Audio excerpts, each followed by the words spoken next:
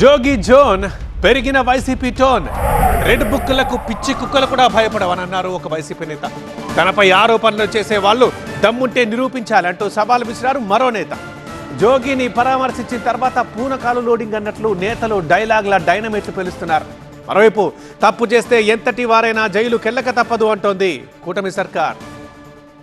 కల్తీ లిక్కర్ కేసులో 83 రోజులు జైలు జీవితం గడిపి ఇటీవలే బెయిల్పై విడుదలైన జోగి రమేష్ కు పరామర్శలు వెలువెత్తుతున్నాయి. జోగి రమేష్ ను పరామర్శించేందుకు వైసీపీ నేతలు క్యూ కడుతున్నారు. పరామర్శల అనంతరం పరుష పదజాలంతో కూటమి సర్కారుపై విరుచుకుపడుతున్నారు వైసీపీ నేతలు. అక్రమ కేసులు పెట్టి జోగి రమేష్ ను ఇబ్బంది పెట్టారన్న కేతిరెడ్డి వెంకట్రామిరెడ్డి వైసీపీ నేతలు కేసులకు బెదిరిపోయే రకం కాదన్నారు.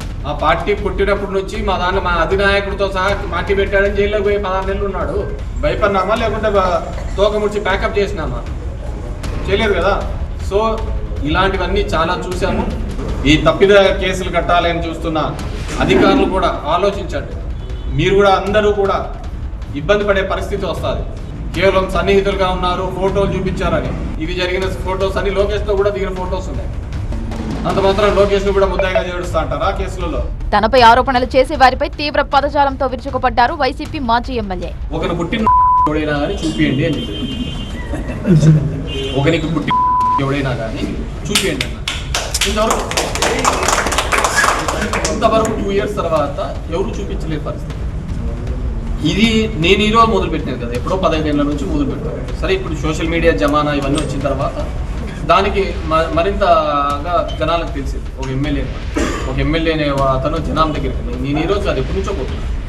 సో జనం దగ్గరికి పోవాలి అంటే గట్స్ ఉండాలి. రెడ్ బుక్లకు భయపడే ప్రసక్తే లేదన్నారు మాజీ మంత్రి అంబటి రాంబాబు.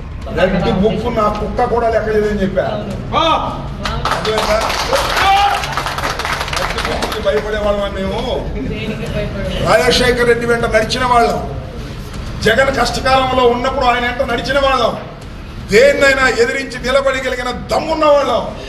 మీ రెడ్ బుక్కులకి, ఈ పిచ్చి బుక్కులకి భయపడేటటువంటి పిరికి బంధనం కాదని కూడా ఈ సందర్భంగా నేను చెప్పదలుచుకున్నాను. కక్ష సాధింపులకు దిగే ప్రభుత్వాలు ఎక్కువ కాలం మనుగడ సాగించలేమన్నారు వైసీపీ సీనియర్ నేత. లోకేష్ ఏం తెలుసు, అంతమంది వచ్చాడు, సీఎం కొడుకు కాబట్టి పెత్తనం చేస్తున్నాడు. రాజకీయ అనుభవం ఉందా, చచ్చిందా? అతనే తెలుగుదేశం పతనానికి నాంది కాబోతున్నాడు రాబోయే కాలంలో. అది రెడ్ బుక్కి కుక్కలు కూడా భయపడడం. మళ్ళా చెప్తున్నా, నా పేరుందో లేదో చెప్పాల్సింది రెడ్ బుక్ ఆశ మొనగాడు చెప్పాలి. వైసీపీ హయాంలో 5 ఏళ్లు కక్ష సాధింపు చర్యలకు దిగినందుకే ఆ పార్టీ పతనమైందన్నారు కూటమి నేతలు. మేము గతంలో 5 సంవత్సరాలుగా బీసీల పైన ఎలాంటి అక్రమ కేసులు పెట్టారు, ఎస్టీల పైన ఏ విధంగా అక్రమ కేసులు పెట్టారు, ఏ విధంగా మాస్క్ అడిగితే కూడా ఏ విధంగా ఎంత దారుణంగా వ్యవహరించారో చూసాం. ఒక అక్కను వేధిస్తున్నారంటే అమర్నాథ్ గౌడ్ని ఏ విధంగా మరి పెట్రోల్ పోసి అంటించారో చూసాం. మేము కక్ష సాధింపు చర్యలు మేము కూటమి ప్రభుత్వం చెయ్యదు. అంటే తప్పు చేసిన వారిని చట్టబద్ధంగా మరి విచారించడము, శిక్ష పడడం తప్ప. మేము తెలియజేసినది ఒకటి, తప్పుల మీద తప్పులు చేస్తున్నారు. మేము ప్రతిపక్షంలో ఉన్నప్పుడు కూడా చెప్పాం, జగన్మోహన్ రెడ్డి గారు మీరు తప్పు చేస్తున్నారు, చట్టం ఖచ్చితంగా మీరు బాధితులు అవుతారు, మీకు ఖచ్చితంగా శిక్ష పడుతుంది అని చెప్పాం. మరి ఈరోజు చట్టం తన పని తాను చేసుకుంటూ పోతుంది. మరి 5 సంవత్సరాలుగా వీళ్ళు ఎందుకు చేయలేదు? మేము అభివృద్ధి చేస్తుంటే మా మీద విషం కప్పుతున్నారు. అయితే తమ ప్రభుత్వం మాత్రం కక్ష సాధింపు చర్యలకు దిగడం లేదు అంటున్నారు కూటమి నేతలు. తప్పు చేసిన వారే జైలుకెళ్తున్నారు అన్నారు.